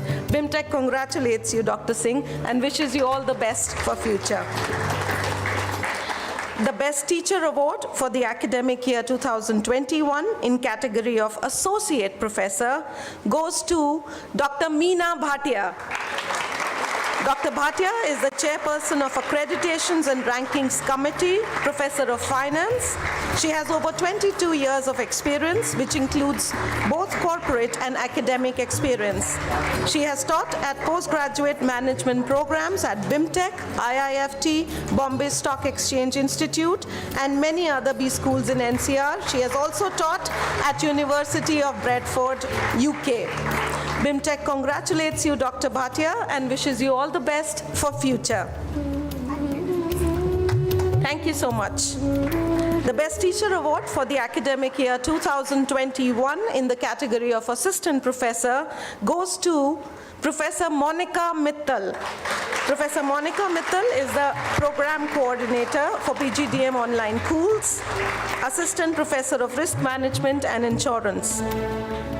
She's a gold medalist, a university topper in graduation, and also in MBA Insurance. Her research interest is in the field of risk management, insurance analytics, microinsurance, and microfinance. BIMTech congratulates you, Dr. Mittal, and wishes you all the best for future. Our heartiest congratulations to all the winners. Let's put our hands together for them one more time, please. BIMTech BIMTech strongly believes that individual commitment to a common cause is what makes a team work, an organization work, a society work, and a civilization work. Whatever we accomplish is due to combined effort. We would now like to recognize the faculty and staff who have completed over 10 years of distinguished service at BIMTech. This year, 4 faculty members and 26 staff members have completed 10 years of dedicated service to BIMTech. BIMTech would like to honor them all for their unique contribution in shaping the destiny of BIMTech. The first recipient of this felicitation is Professor Sunil Sangra. Professor Sangra is the chairperson, Center for Faculty Development and Center for Business 4.0. He is a professor of strategy, innovation, and entrepreneurship. Professor Sangra has over 30 years of rich C-suite experience across functions and sectors and consulted with leading organizations in India and the Middle East. He has played multiple stunts as an entrepreneur and led the most successful IPO ever. BIMTech thanks you, Professor Sangra, for your unique and exceptional contribution to the Institute. The second recipient of the felicitation is Professor Manoj Kumar Pandey, Chairperson, Center for MDP and Consultancy, Associate Professor of Insurance Marketing. Professor Pandey joined BIMTech as an associate professor in the insurance program in December 2011. He is involved in teaching and research in area of life insurance, insurance channel management, and general marketing. He has also handled the administrative portfolios of coordinator for PGDM insurance program and also been the head of admissions in the past. BIMTech thanks you, Professor Pandey, for your remarkable contribution to the growth and progress of the Institute. The third faculty recipient is Professor Manoj Kumar Pant, OJT Program Coordinator, PGDM Retail Management, Associate Professor of Retail Marketing. A practitioner faculty having diversified experience in electrical maintenance, paint and luggage sales, retail and telecom, and he lives by the adage, knowledge is power. He has also mentored candidates in the past, and BIMTech congratulates you for your illustrious contribution to the growth and progress of the Institute. The fourth faculty member that we are felicitating today is Professor Krishna Aklakam, Associate Professor of Consumer Online Shopping Behavior and Digital Marketing. With over 25 years of experience in marketing research, consulting, and teaching, his main focus areas include marketing, marketing research, and consumer behavior with a special focus on digital marketing. We congratulate you, Professor Aklakam, for your illustrious contribution to the growth and progress of the Institute. We also have with us important members of staff who have extended their full support in managing various administrative and hospitality activities at BIMTech over the last decade. We would now like to felicitate Ms. Himani, who is the Senior Manager HR, for her dedicated service to the Institute. Ms. Himani joined the Institute on 16 December 2011. BIMTech thanks you for your dedicated service to the Institute.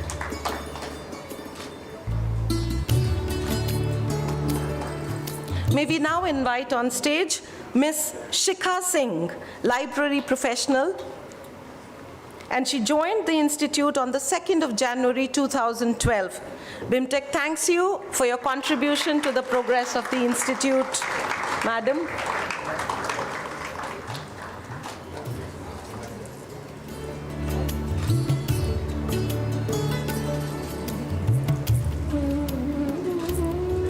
Thank you so much. Next, could we please have on stage Ms. Sangeeta Safaya, Manager Admissions. Ms. Safaya joined the Institute on the 27th January 2012. And BIMTech thanks you for the illustrious contribution to the growth and progress of the Institute.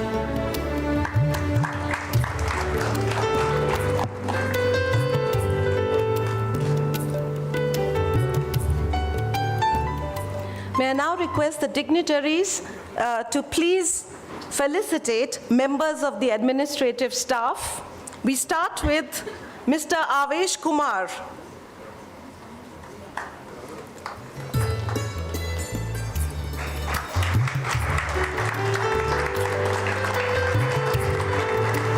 BIMTech thanks you for your service to the Institute.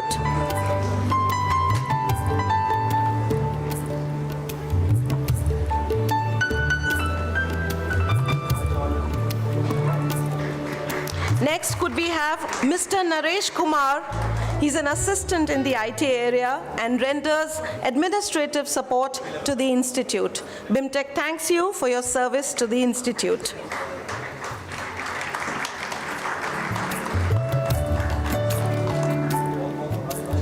Next, could we have Mr. Vijay Kumar on the stage, please? He's the program assistant, PGDM program, and joined the Institute on the 1st of April 2012. BIMTech thanks you for your service to the Institute. Next, could we have Mr. Pramod Kant on the stage, please? He's the assistant in administration and has rendered his service to the Institute for the last 10 years. BIMTech thanks you for your contribution to the growth and progress of the Institute. Next, could we have Mr. Harendra Singh on stage, please? Mr. Harendra also works in the IT department and lends his full support to the Institute. BIMTech thanks you for your illustrious contribution to the progress and growth of the Institute.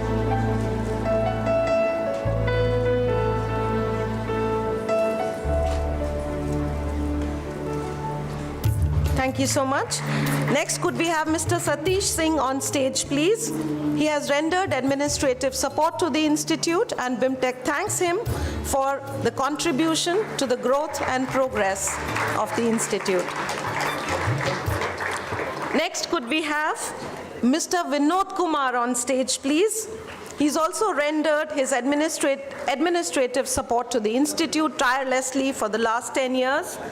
And BIMTech thanks you for your contribution to the growth and progress of the Institute.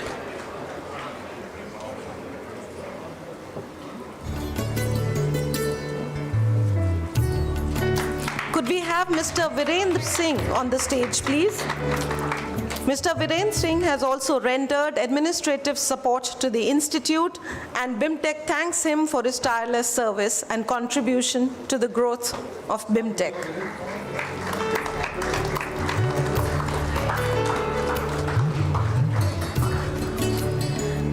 Next, could we have Mr. Dharmesh Singh on stage, please? Mr. Dharmesh Singh has also rendered administrative support to the Institute tirelessly for the last decade, and BIMTech thanks him for his contribution in the growth and progress of the Institute.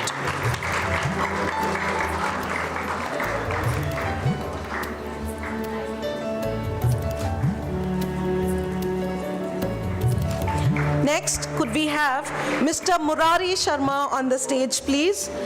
Mr. Murari Sharma has also rendered administrative support to the faculty and the Institute for the last 10 years.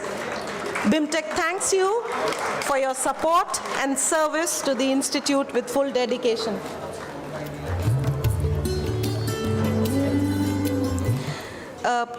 May I now request the dignitaries to please come forward for felicitating the maintenance staff of the Institute.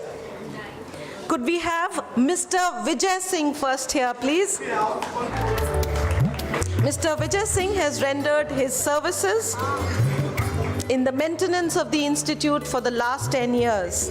BIMTech thanks you for your tireless service in the progress and growth of the Institute. Could we have Mr. Dinesh Kumar next, please? Mr. Dinesh Kumar has also rendered his service for the last 10 years to the Institute, and BIMTech thanks you for your invaluable contribution. Could we have Mr. Rajiv Kumar on stage, please? Mr. Rajiv Kumar has also rendered his service to the Institute tirelessly for the last 10 years, and BIMTech thanks you for your contribution to the Institute. Could we have Mr. Nandu Kumar next, please? Mr. Nandu Kumar has also extended invaluable support to the Institute, and BIMTech thanks you for your service for the last 10 years. Could we have Mr. Satish Kumar next? Mr. Satish Kumar has also rendered invaluable service to the Institute, and BIMTech would like to thank him for the service and contribution that he has made to the Institute. That's Mr. Satish Kumar for you, ladies and gentlemen. Please keep applauding for these individuals who are very committed and dedicated to the Institute. Could we have Mr. Munna Patel next on stage?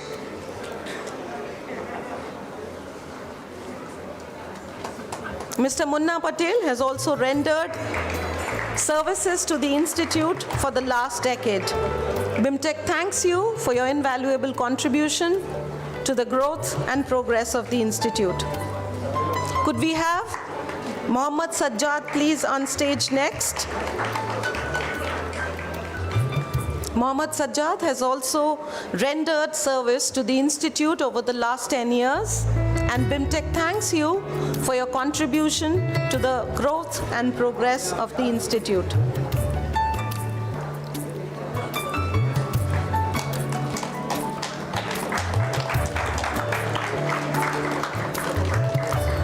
Could we next have Mr. Suraj Singh on stage, please? Mr. Suraj Singh has also rendered services for the last 10 years to the Institute, and BIMTech thanks you for your invaluable contribution to the growth and progress of the Institute.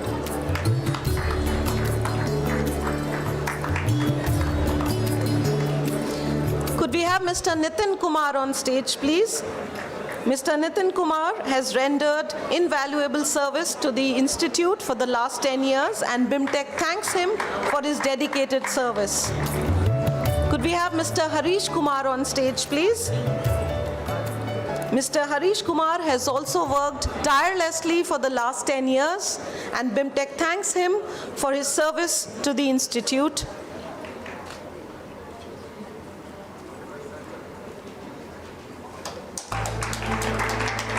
Next, could we have Mr. Santosh Mishra on stage, please? Mr. Santosh Mishra has also rendered service to the Institute for the last 10 years, and BIMTech thanks him for his tireless service and dedication to the Institute. Next, could we have Mr. Sukant Nayak on stage, please? Mr. Sukant Nayak has worked tirelessly for horticulture in and around BIMTech, and BIMTech thanks you for the service lent to the Institute.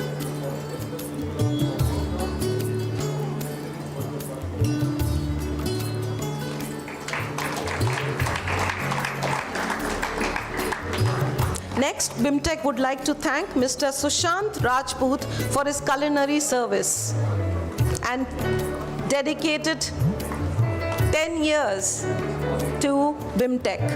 BIMTech thanks you for your service.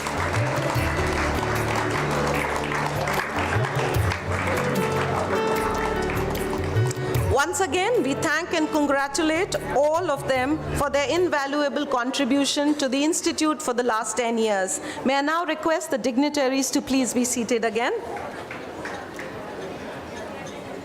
We now move to the release of the Institute's annual report. We celebrate our accomplishment, introspect upon them, and embark on a new journey towards excellence. The experiences are then preserved as a memoir in our annual report, which we release every year on the Foundation Day. I request Dr. Jaya Gupta, Associate Professor OB and HR, who is instrumental in giving it a shape, to kindly present a copy of the annual report for the year 2021-22 to the chief guest and all the dignitaries on the dais for its release.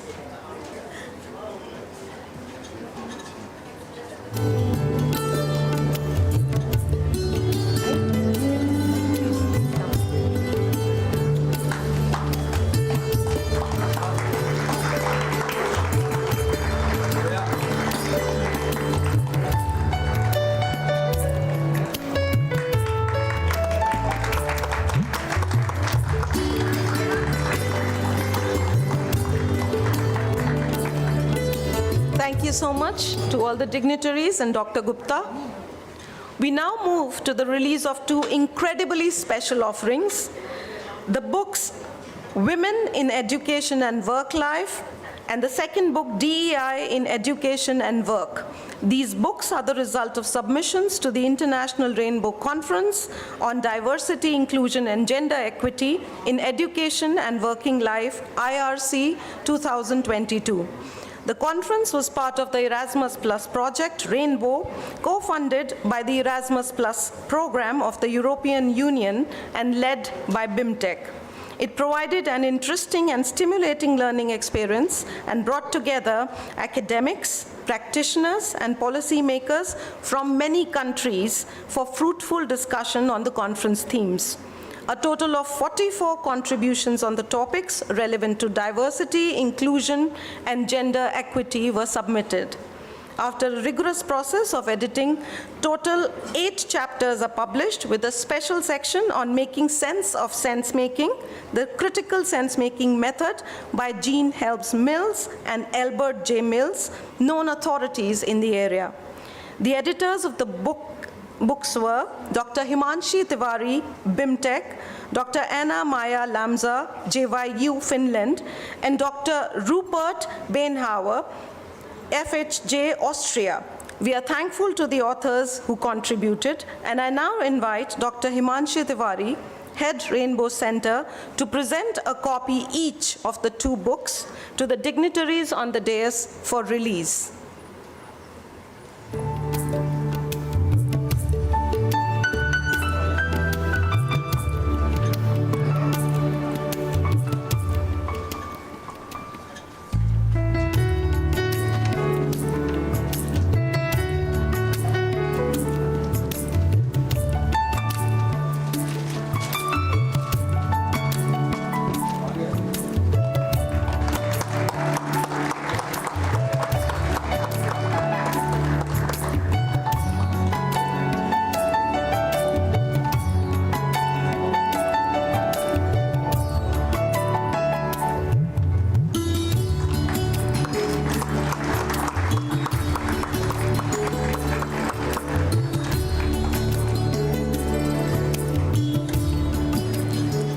Thank you so much, Dr. Tiwari. We shall now proceed with the launch of an outstanding book, Beyond the Beaten Path. Long before Honorable Prime Minister Shri Narendra Modi's vision of an Atmanirbhar Bharat, self-reliance was an important component of development strategy propounded by Gandhiji. Self-reliance and local, 70 साल बाद भी गांधी जी के रास्ते पर देश ने चलने की ठानी है. It shows that गांधी एक विचार है. Be the change that you wish to see in the world, the Mahatma stated. This compendious book, Beyond the Beaten Path, rewards the reader with a glimpse of 20 students from BIMTech transformed into successful entrepreneurs and chronicles their entrepreneurial journey. The action-oriented personality of BIMTech students who have successfully navigated the untrodden path and become wealth and employment creators is vividly described in the book. We congratulate the editors of the book, Dr. Arunaditya Sahai, Dean Research and Professor of Strategic Management, and Dr. Gagan Katyar, Chairperson, PGDM Retail Management Program. And we request you to present the book to the dignitaries for release. Dr. Gagan Katyar joining the other dignitaries on stage.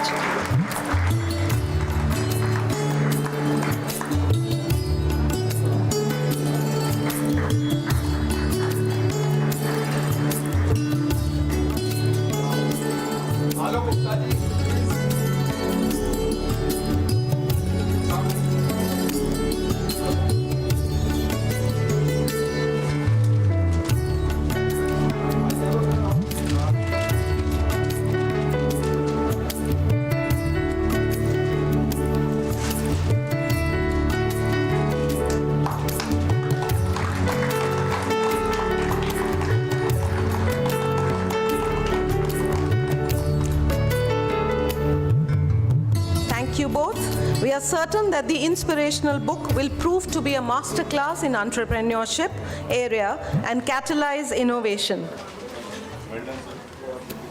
Congratulations to all.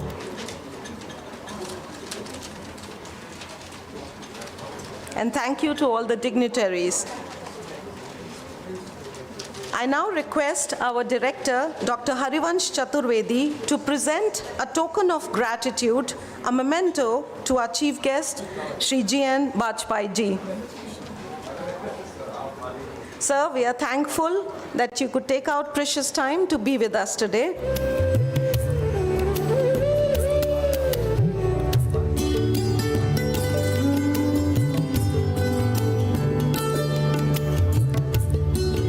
Could we have a huge round of applause for the chief guest of the 35th Foundation Day, BIMTech.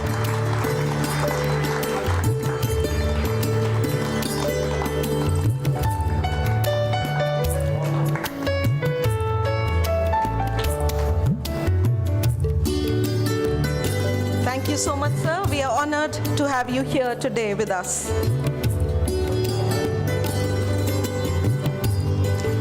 Thank you so much to all the dignitaries once again. No duty is more urgent than that of returning thanks. I'd now like to call upon Dr. Anupam Verma, Dean Academics and Deputy Director BIMTech, to propose the vote of thanks.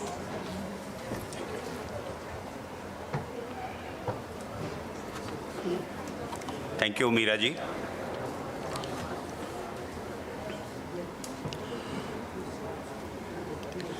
Our chief guest, respected Shri G.N. Bajpai, our director, Dr. H. Chaturvedi, Dr. A. Sahai, Dr. K.C. Arora, Dr. R.P.G. Chatturaj, faculty and other colleagues, our alumni, distinguished guests, and dear students.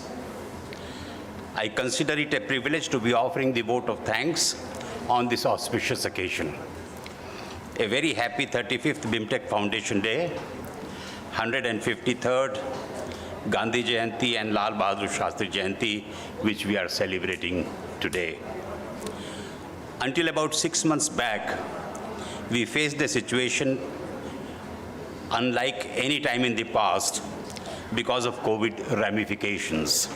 However, since last about 6 months, the situation has improved and we have mostly reverted to the almost normal situation like the one which existed before the COVID onslaught. The classes are being held normally offline and the examinations are also being similarly conducted. Today, on our 35th Foundation Day, we are fortunate to have amongst us Mr. G.N. Bajpai as the chief guest. He is a highly accomplished authority on various facets of governance, a thinker, and a thought leader. He has delivered a fantastic Foundation Day address relevant in everyday life as well as to management education. The main theme of his address was on the environment, social, governance, and leadership issues.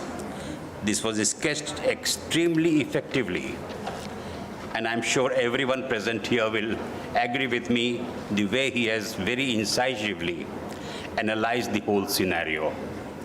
The explanations were very explicit, thought-provoking, and easy to understand, as well as connect effectively with today's situation.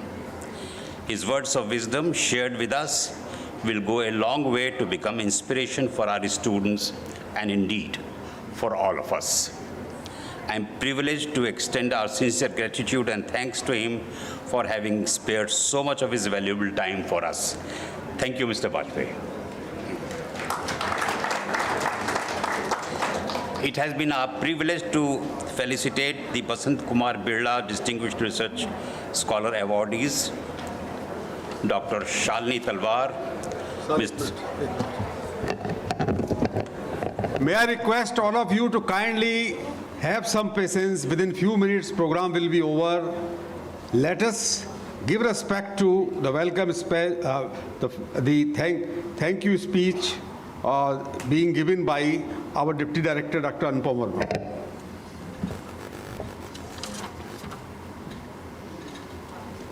It has been a privilege to felicitate the Vasant Kumar Birla Distinguished Research Scholar Awardees, Dr. Shalini Talwar, Dr. Sachin Kumar Mangala, and Dr. Rajesh Kumar Singh.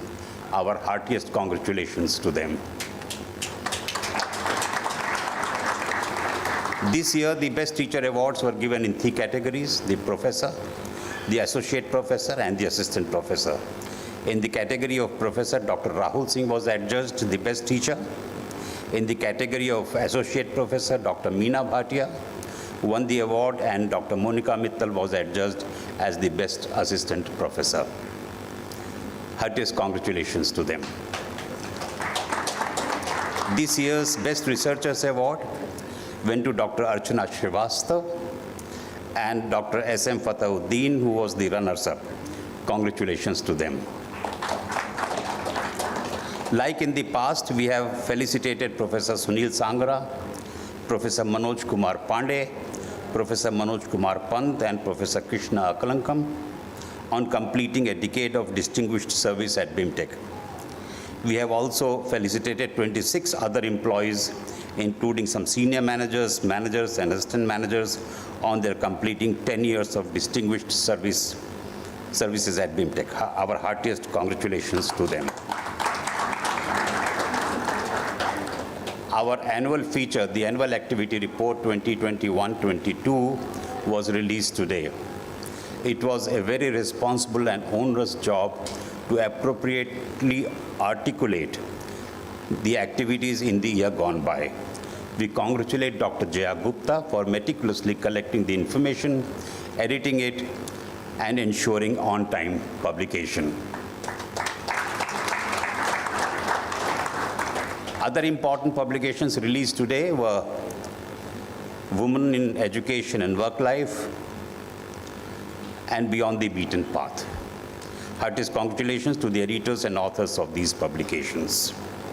I take this opportunity to express sincere gratitude to all guests present in today's function, here physically and on Facebook Live and on YouTube. Students are always our most precious assets, and their contribution in the growth of the institute cannot be described in words. In today's function also, their contribution has been substantial. Our special thanks and gratitude to our students. On this Foundation Day, I think every employee of BIMTech needs to be congratulated and thanked for his or her contribution to BIMTech's growth and taking up the special challenge that came our way during the previous years. Thank you all.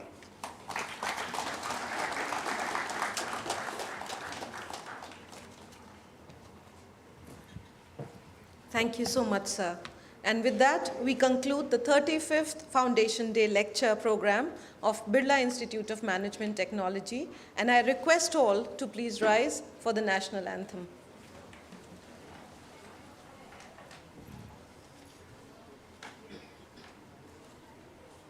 Jana Gana मन अधिनायक जय हे भारत भाग्य विधाता पंजाब सिंध गुजरात मराठा द्राविड़ उत्कल बंगा विंध्य हिमाचल यमुना गंगा उच्चल जलधि तरंगा तव शुभ नामे जागे तव शुभ आशीष मांगे गाहे तव जय गाथा जन गण मंगलदायक जय हे भारत भाग्य विधाता जय हे जय हे जय हे जय जय जय जय हे